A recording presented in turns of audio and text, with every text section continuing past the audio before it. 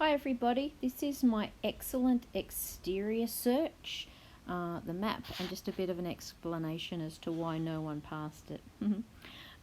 Area is 10 metres by 10 metres with a chunk out here.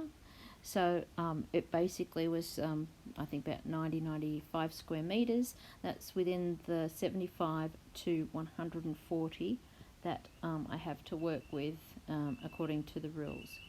The hides, well, let's just come over here. It was mostly sunny. It was 16 degrees by that time of the day.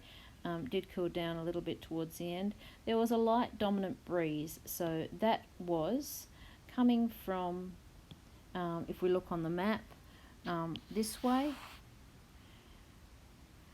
across the search area. The building here obviously changed some things, so that meant that as the breeze was coming down here there would have been some swirling, which basically allowed the odour from that hide, we'll talk about the hides in a minute and my hide placement here, to catch on that, and to some degree up here as well. There were some handrails and that was something that I put in there.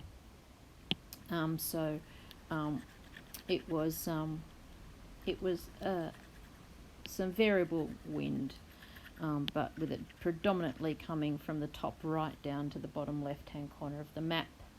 The hides, as you can see, are here. They are both ground hides, and 1 metre up on the metal roller doors in between the two was my third hide. Where's that thing gone here? So all of the hides were anise.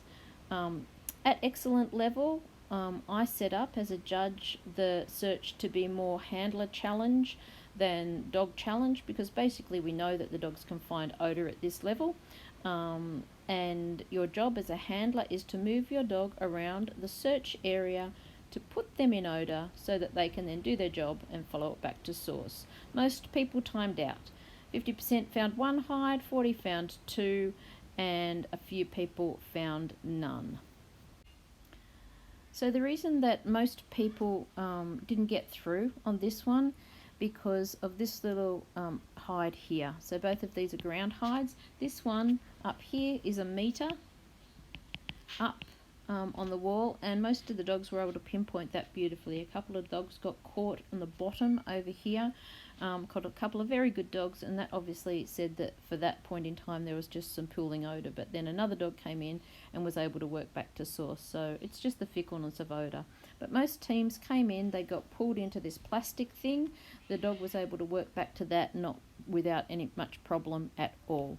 But once they'd found that one, all of the teams spent the rest of the time, so I had 3 minutes and 30 seconds on the clock for this.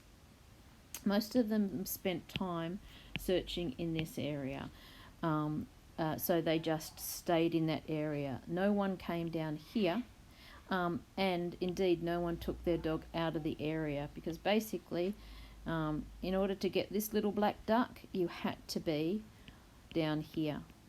So again, I say it all the time, don't be a lazy Susan in your handling, and that's handling from the middle and working your dog out. Wherever possible, you should be getting yourself and working your dog on the outside. So if my dog's working this, I'm going to be here as a handler.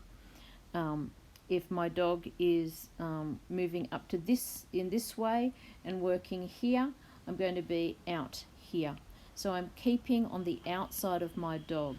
If the dog's working a wall, so I can't, so say over here, let's just get rid of this so that we can help understand what's going on. So if my dog is working over on this wall over here, I have to be on this side of him, because this is all inside, that's a solid wall. So I'm better off to be at the side here rather than standing out directly. Does that make sense? So always handle on the outside where you can, because odour may be very easily moving out, and if you don't give your dog the opportunity to move out there and orientate there, then you're going to inevitably not give them a chance to cover all of the area where they may be able to pick up odour. Remember, the search area boundaries give you the understanding of where the hides are, not necessarily where the odour is that the dog needs to access to follow back to source.